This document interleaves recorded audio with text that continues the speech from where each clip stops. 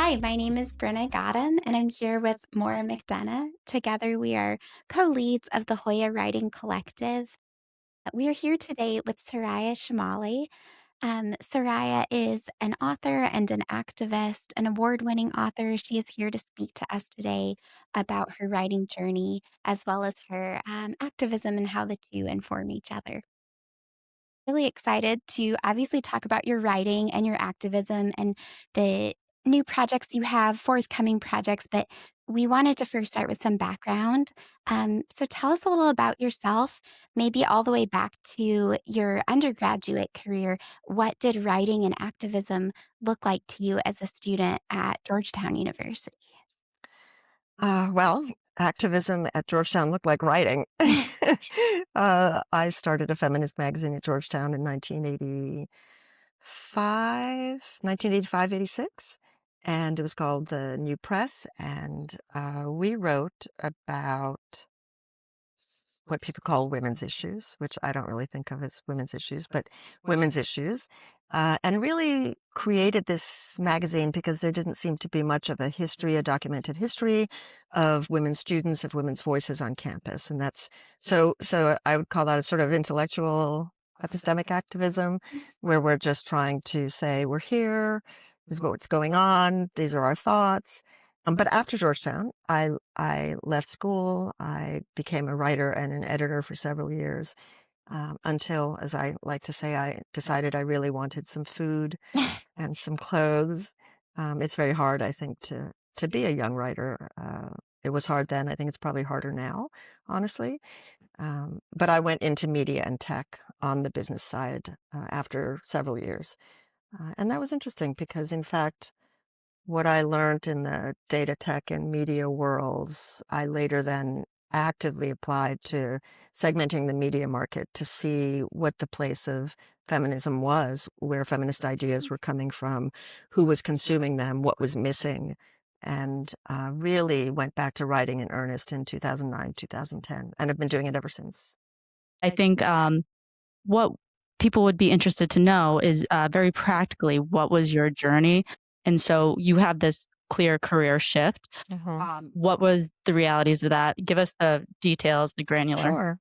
Yeah, I mean, what's remarkable to me, so I'm Gen X, and our generation, my generation, has literally lived through possibly the most accelerated shifts in technology ever, right? We started off our childhoods with black and white TVs and radio, and then videotapes, and then CDs, and then the internet, and then streaming services and VR. Like, it's just we've just sort of rolled and rolled and rolled with those. And as the technology has changed and the socio-technical acceleration has altered the way we live and the way we communicate, we've been adapting to that. And so what I experienced between 2008 and 2010, going back into writing, was that writing was online, for example, instead of on paper, the way it had been 10, 12, 15 years before.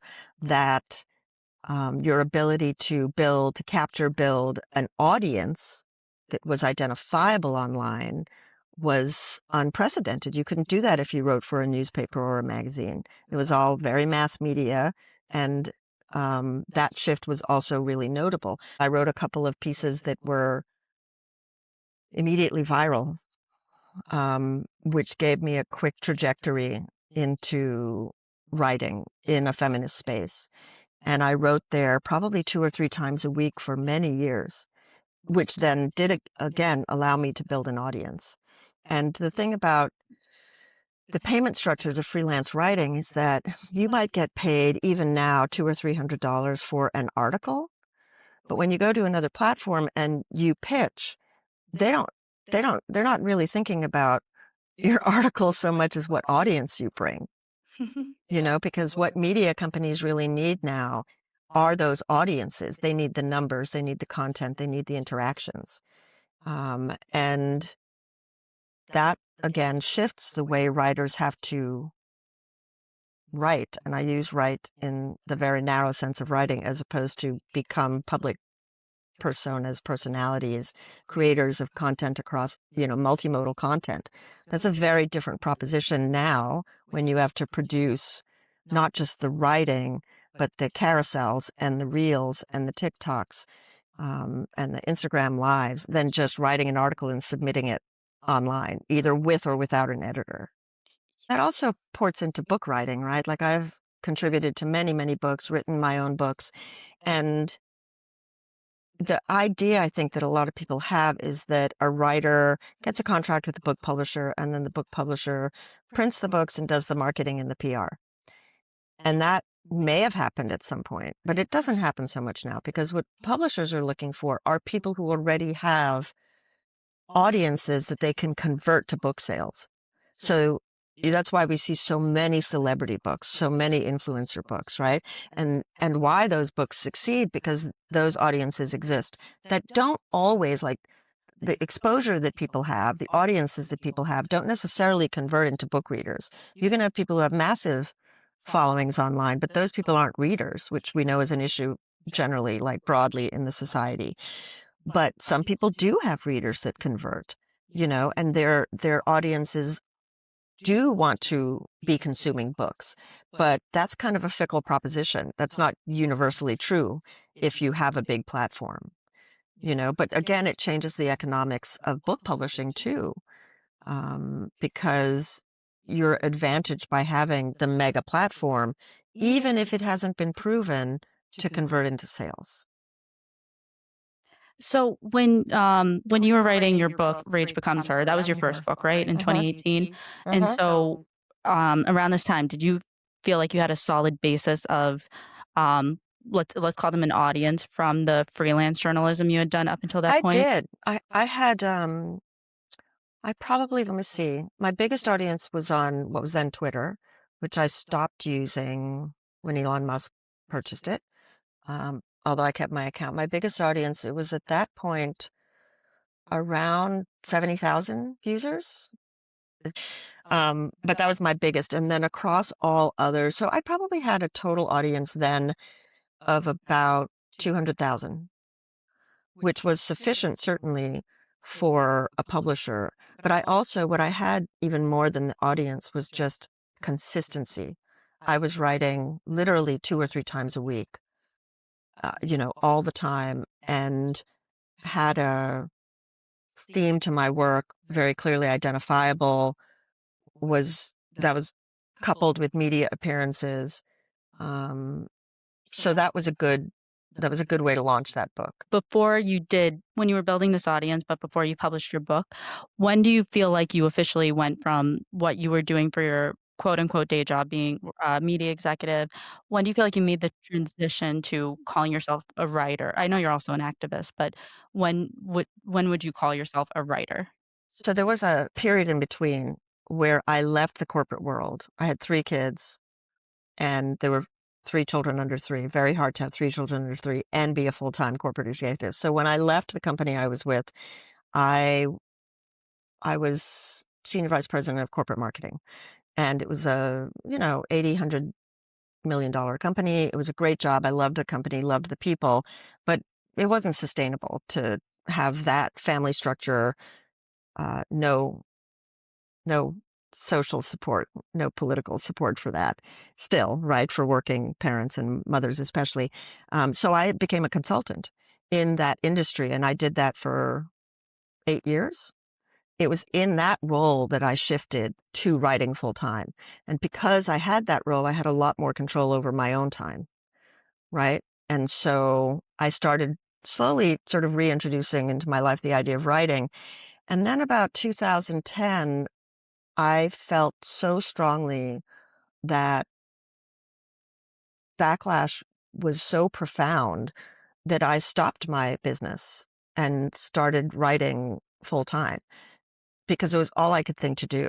There wasn't a lot I could do at that stage. I didn't have a lot of flexibility to either move or the kind of work I could do, but I could write and I could sort of share the ideas that I felt were important to share. That was within my control. And the internet enabled me to do that. I couldn't have done that 10 years before.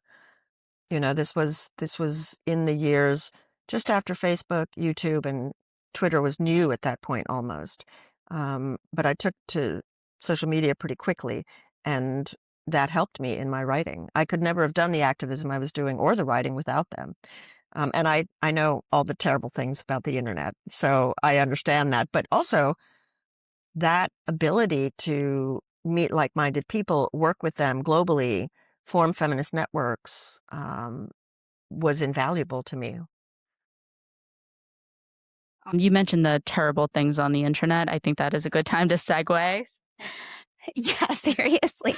So as we're talking, this has been in the back of my mind because we've read about your activism and all you do with the Women's Media Center Speech Project. So maybe actually, if you can just talk a bit about that, and then I'll ask my advice question. Sure.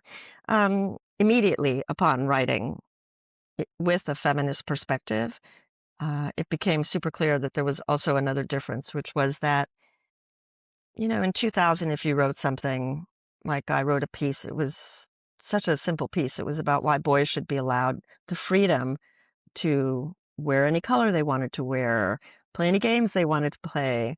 Um, and the response to that was Islamophobia, rape threats online, right? Like it was, I was really surprised. I was like, wow, I'm not even saying anything that horrible about anybody. I'm literally just saying give boys more freedom. Um, but what was so clear was that this was very different from, say, getting a nasty letter in the mail, And so I started talking to other women writers, all of whom who were doing what I was doing were also experiencing this. And so in sort of 2011, I formed a coalition with two other women, Laura Bates in England and Jacqueline Friedman here in the United States.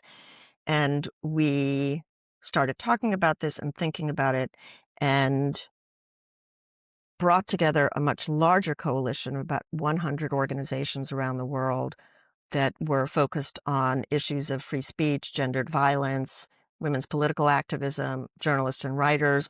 I mean, literally women all over were having this experience. And we organized a global challenge to Facebook. And essentially what we said was, you have guidelines against things like misogyny and racism, but you're not enforcing them. Women are having these experiences on the platform and nothing is happening. And rather, like for 9 or 10 months, I talked to executives at Facebook, very high level decision-making executives, and nothing happened. So then we went into a public campaign where we directly approached advertisers on Facebook, showed them how their ads were showing up on pages that were named things like "I kill bitches" or "put her in the rape van," or, I mean, it was just very blatant hatred and violence. And that got their attention because it threatened a lot of money, 10, $20 million in a day of advertising revenue. And that action then turned into an informal network called the Safety and Free Speech Coalition that organized activist efforts to address online hatred and misogyny.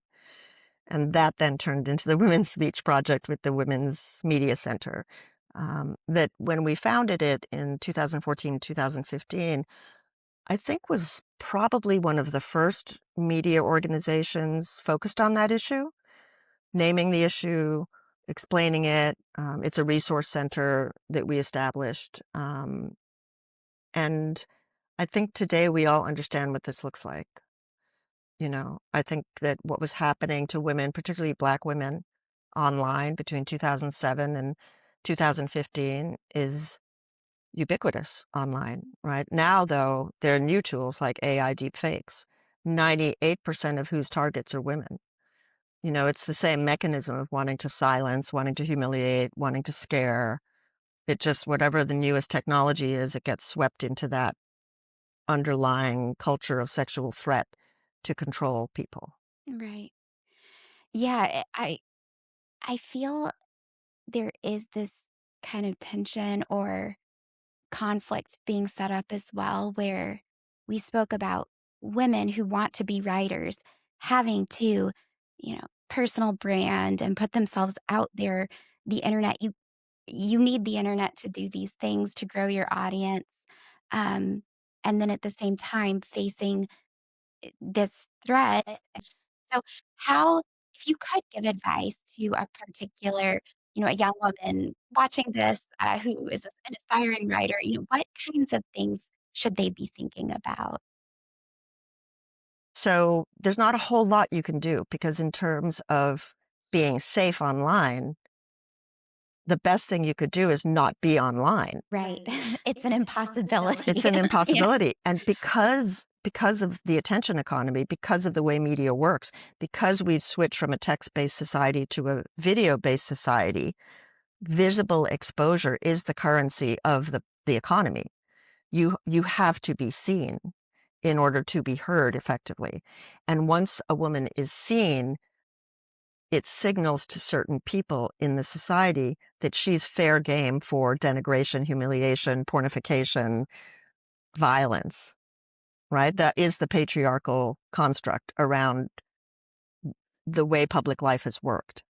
And that continues to be the terms of engagement, right? And so we focus a lot on the harms to the targets, to the women, which are manifold, right? But I think we should also be focusing on the benefits to the aggressors and to men as a class.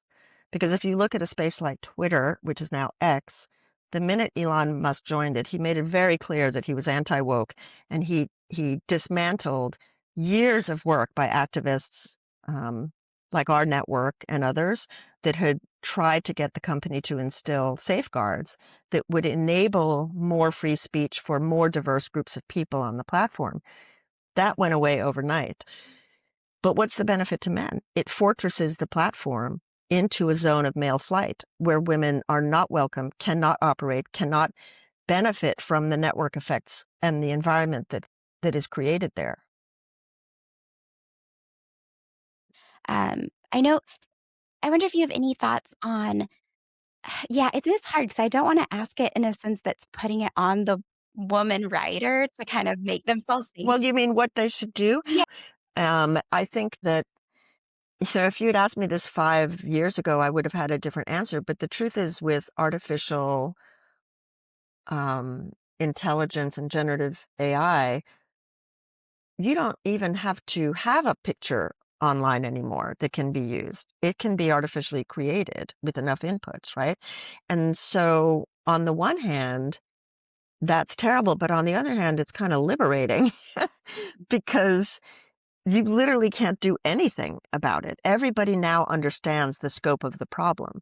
Everybody now understands that they too are at risk. It was easy before to say to women journalists or women politicians, talk amongst yourselves. We're not going to pay attention to that problem. We're not going to devote institutional resources to that problem.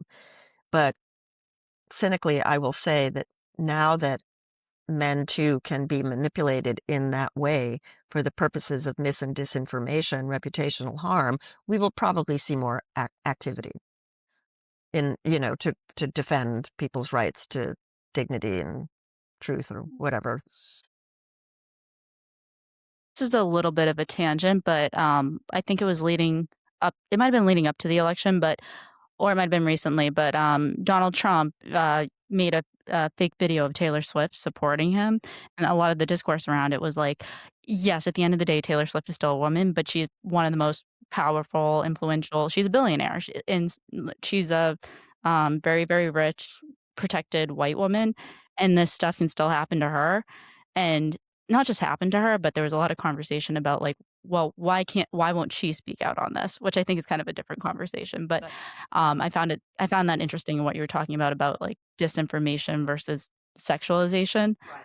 because it that case too is also uh, I think I'm trying to remember, there was a bit of conversation about it makes it look like she's supporting him when she's not, and she didn't contradict it. That's right. And also, he didn't explicitly sexualize her in that instance, but she had been depicted in a deep fake that was seen by 47 million people in which she was being raped. 47 million people saw it, right? And the point, I think, isn't even Taylor Swift. The point is, here's this woman who physically represents the acme of American white womanhood and who is very high status, is a billionaire, has everything you could imagine aspiring to in a culture that aspires to those things. And even then, any man anywhere can turn her into a consumable sex object and share her with other men for the purposes of bonding, right? And that's a message not to Taylor Swift, who, yes, as an individual might feel humiliated or harmed, but that's a message about male supremacy, right? It's a message about the place of women in the society, the value of women in the society, the treatment of like all the things. That's why you do that to someone like Taylor Swift, right? It's why like even Renee Nicole Good, who was killed in Minneapolis by the ICE agent a few weeks ago, her image, bloodied, slumped over her steering wheel, not yet dead, was manipulated by a user on X to put her in a bikini.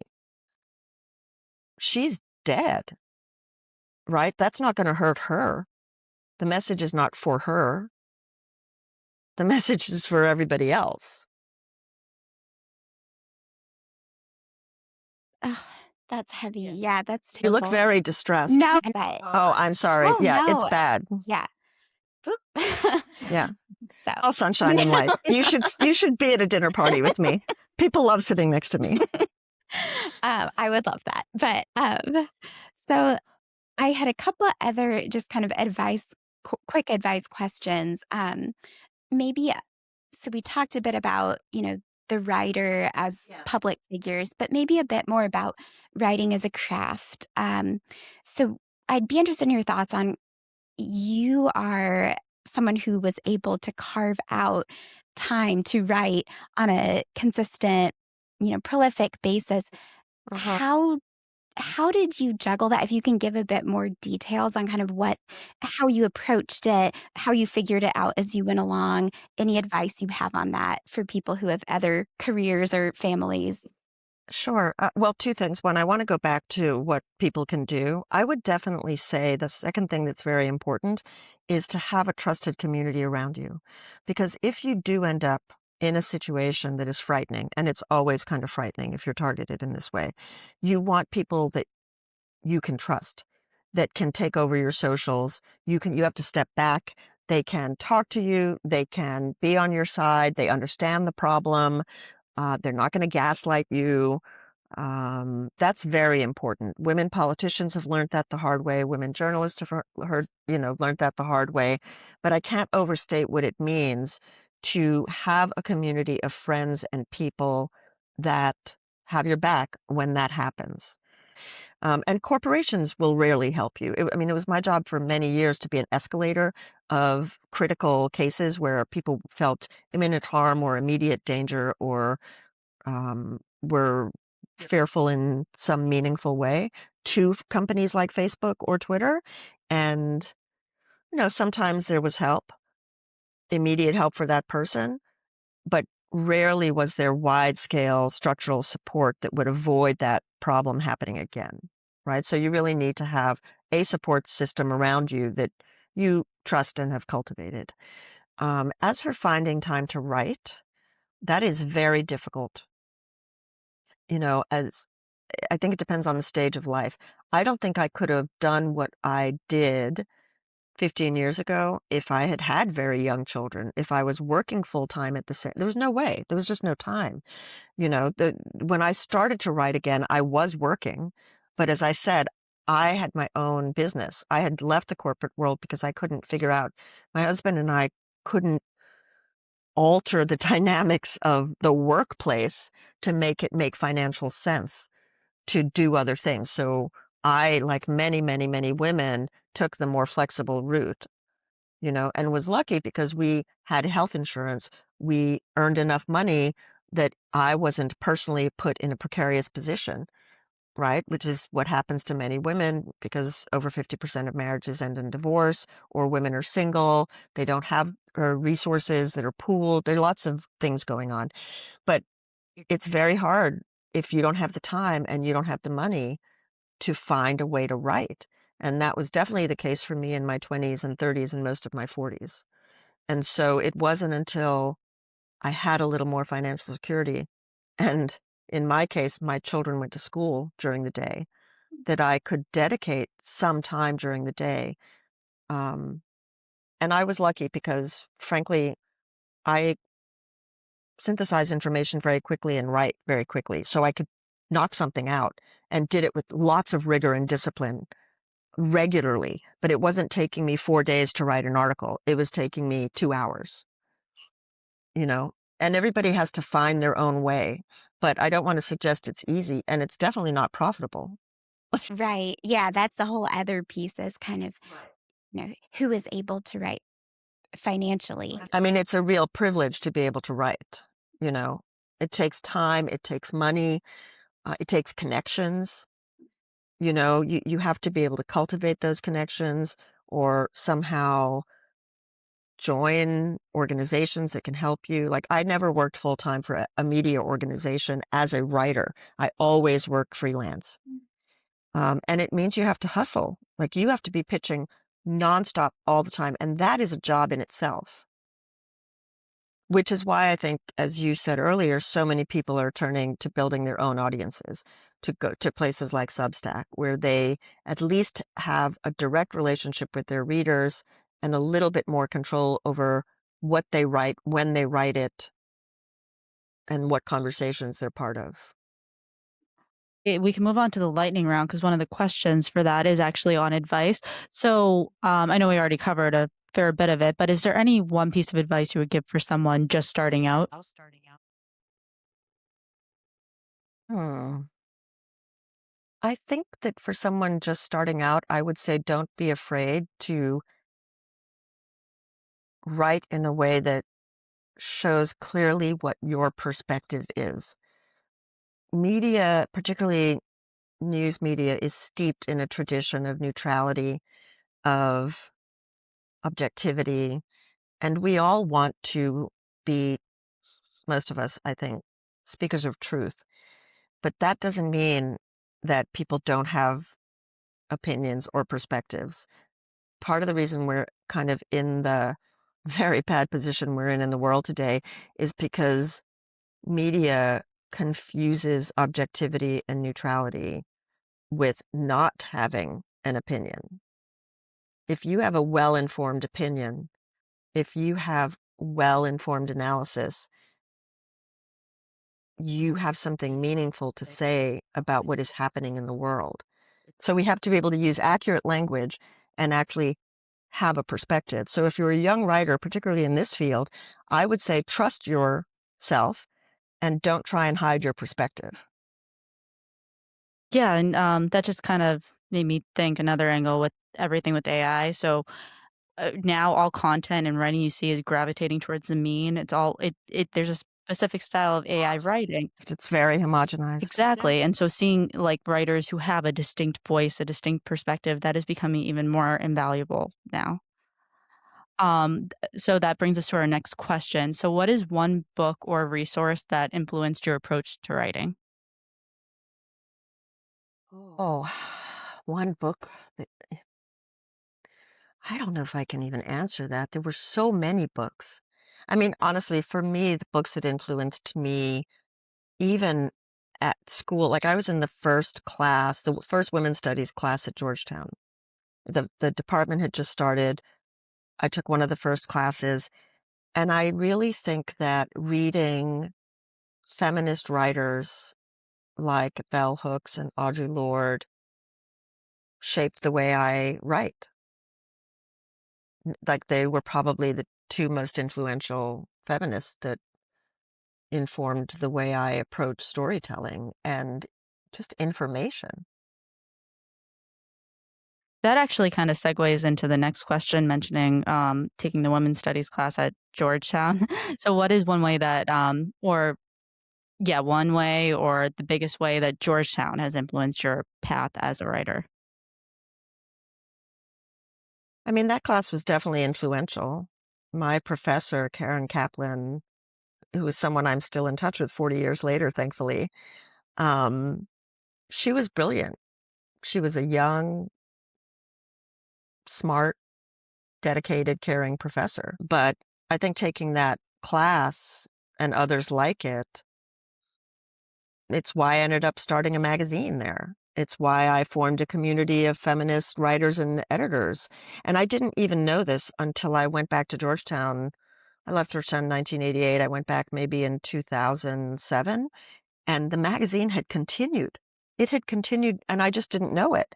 And it had morphed over time to become much more intersectional, much more dynamic. And then it moved online, and then it sort of dissolved, maybe, I don't even know when, maybe 2003 or 4. But I thought that was a wonderful legacy, And so I think that it really was really influential. And I had excellent professors. I had excellent professors of literature. I learned to write at Georgetown. So, And on that note, our last question is, what do you have coming out that people should keep an eye out for? well, I did just release this book, All We Want Is Everything, which is about male supremacy, words that do not roll off the tongue easily for most people. And I'm going to be talking about that book a lot in the next year, and just writing. I have another book project coming up, which I can't really talk about yet, but I am excited about it, although I'm not excited about book publishing. I'm excited about the idea in the book, and I'm writing with a long time dear friend and brilliant collaborator, so that will be good too. Great. Well, anything else, Brenna? No, just Rhonda? excited to, read what you have coming out next. Really excited for All We Want Is Everything. But yeah, thank you. Yes, thank you so much. It's been great talking to you. You Yeah. too. Thank you so much.